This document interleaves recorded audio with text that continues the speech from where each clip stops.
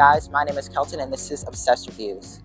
And this is the Kia K5. So back in 2021, Kia redesigned the K5, and I like to think of it back then as kind of a martyr, because even when people weren't really caring for sedans, and it's gotten even worse now, people don't care about sedans really at all, but we were on the way there, Kia took a chance and redesigned the K5, and it did well for itself. And redesigning the K5 before their brand was even taken off yet in the way that it did back in 2021 and 2 and 3 meant that they had an option for everybody, not just for people who wanted SUVs. And let's be clear, back then nobody had anything on this sedan. Kia had them beat out in everything, in design, features, tech, safety. It didn't matter. The Sonata, which was the same car, but a lot of people didn't really like the way that looked. The Camry had nothing on it. The Accord definitely not. It was so behind in tech at that point. It was just literally best in class, unless you liked how the Sonata looked. And I may be a little optimistic, but I think we can agree that even, especially back then, this was best in class for looks. Come on. So the only problem Kia had left was its name.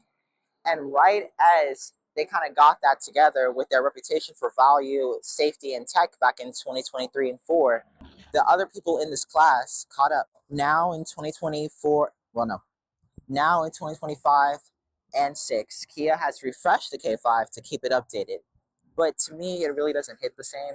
Back then, before the refresh, and when this car first came out, it felt like this car was so special because it was punching above its weight so much in literally everything. It felt like this car gave us much more than the price would suggest. Now, the updated one to me has kind of lost that spark, and it feels like any other sedan in the class, in my opinion. To be honest, I would take this pre-refresh version much faster than I would take the refreshed version. So let me take you around the vehicle and explain myself.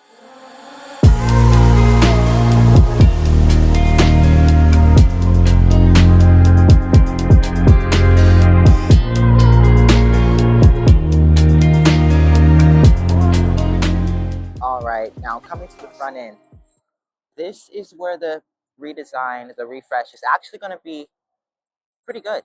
I don't have many problems with it. I think that they kind of butchered the tiger nose grill on the new one, just a little teensy bit, but it's fine. And the bottom of it still looks good. It's just a little sharpened, which we can always appreciate. Also, what they've done with this on the new one, they've made this just bigger slightly, I believe, and it doesn't look as refined. The headlights, they extend out a little bit more, which is welcome, of course. This isn't really my problem with the new design. I think that this design and the refreshed version still are very attractive. I just prefer this a little bit better. Now we're at the side profile, which is one of the Kia K5's strengths. And if you can't tell, this is one of my favorite cars like ever made. I just love it. But back to the design, it has that sloping roof design, very reminiscent of the Sportbacks that Audi has made in the past and currently. And I really love the side profile. The only thing that's really different on the new one is the wheels. We'll talk about that in a second. And I've also noticed on some K5 models that this section right here of silver will be blacked out, but not the entire thing. I don't know what that's about. It's just really weird to look at. I hope that's not a factory thing. Maybe it's something you can peel off, but that just throws me off.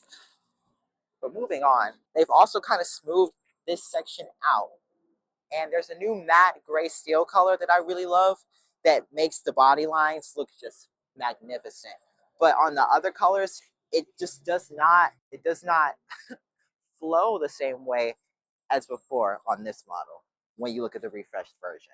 And another thing, I think these wheels, which were the original wheels designed for the K5, I don't know if those designs that are on the refreshed version were always there or if they just made that, if they designed that for the refreshed version specifically, but I'll always like these better. The GT line wheels, the EX wheels, and the GT wheels that were on the pre-refresh version are superior and they just look better. So, yeah. And these are 18s, by the way. Also, a comparison I want to make is this reminds me of the Audi RS7 a lot, and I think that's a really good thing. I feel like sometimes Kia can get so clowned all the time for like copying luxury brands, but to be honest, if we're going to copy luxury brands, I think Kia does it well. And when we think about when they've done that, which, for example, the new Telluride, which is obviously got some elements from Range Rover, I'm glad they did it. It looks amazing. I don't know. I feel like it's okay for them to gain inspo sometimes. All right, now coming to the rear end, this was kind of iconic for its time, and I'm going to keep glazing the K5 because, like I said, I love this car. But really, nobody else was doing it like this back then. This full width taillight, even if you think it's a copy of Audi, whatever, it looks good. And for the price point, nobody else was doing design like this in this class. Yeah, I just really love it. And then in comparison to the new one, which is a lot less aggressive because of what they've done, they've kind of smoothed all this out. And then this isn't even a full width taillight on the new one anymore. And I feel like that's kind of taken away from one of the iconic design features of the K5. I feel like we should be progressing, not regressing, in what made the K5 the K5.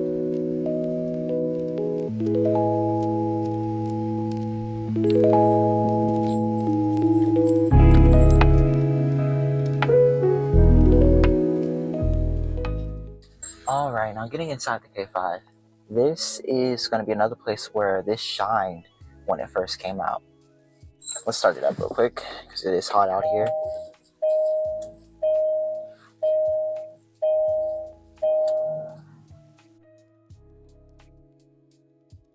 And as you can see, this is a very well orchestrated cabin, I believe, a very well designed cabin.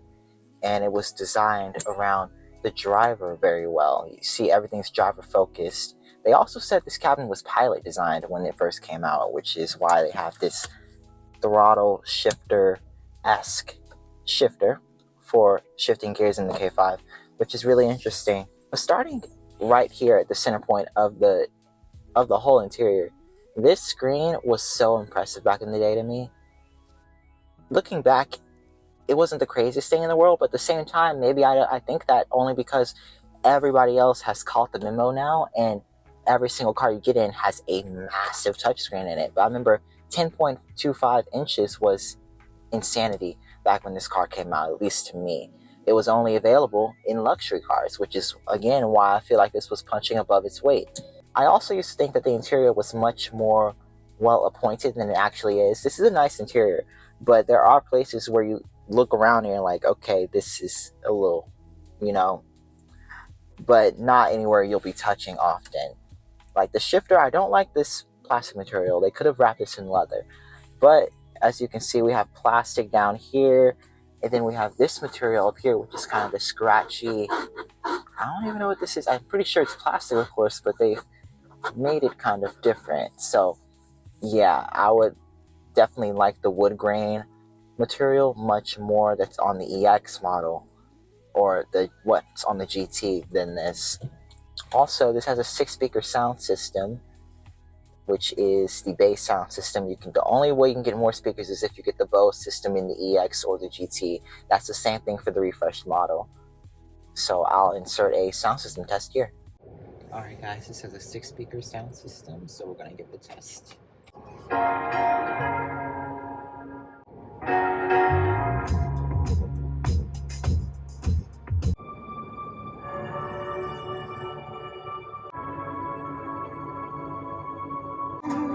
Just feels right.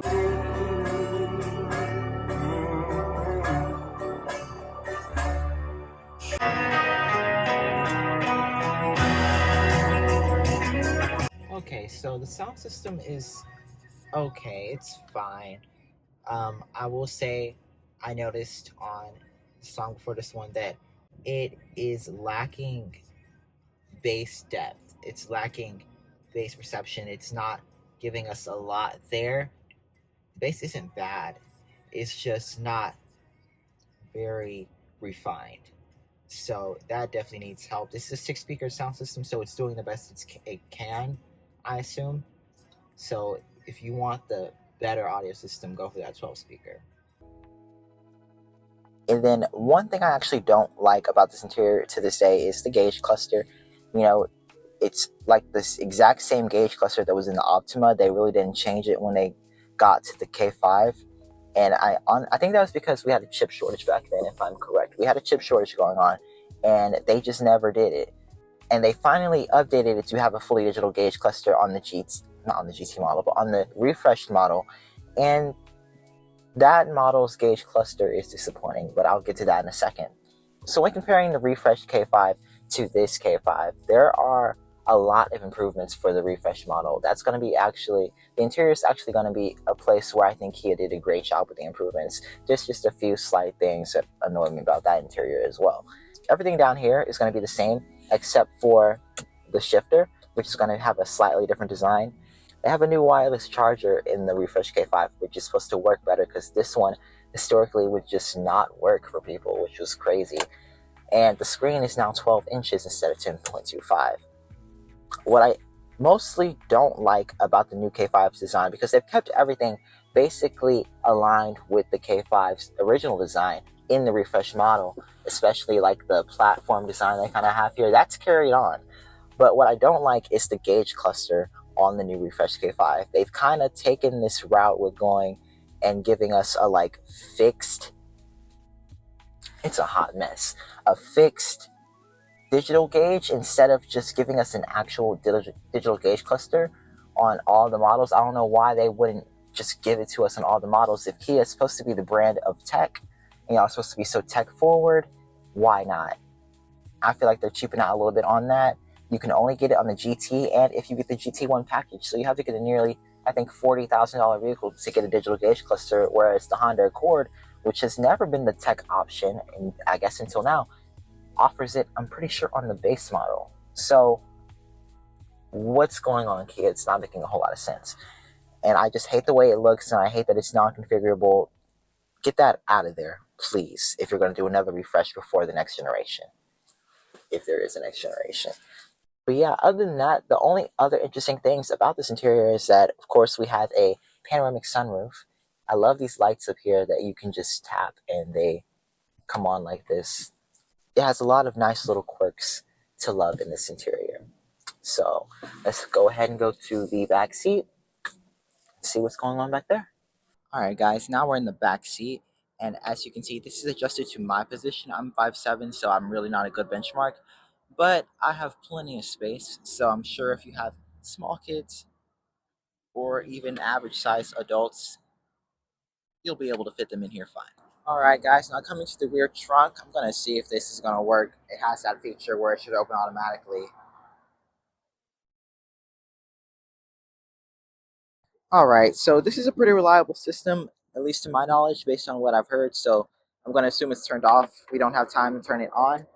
And I'm going to open the trunk for you to see.